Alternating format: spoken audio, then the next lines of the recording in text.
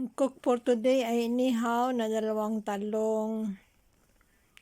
Ang halo niya ay 3 itlog, ginayat na sibuyas at kamatis.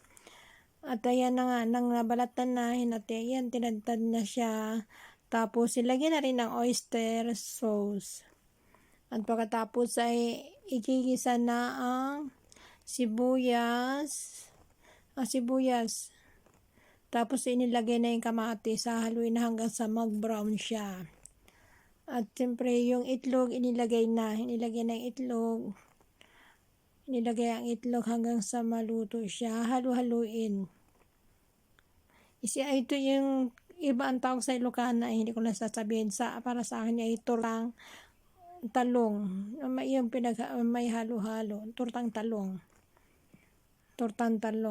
Tres kamatis, oyster sauce, iba lang pagtawag sa Ilocana. Ayun na yung aming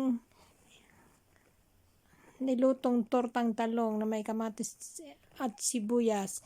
Ayan, finished product na. Yan ang maibahagi ko.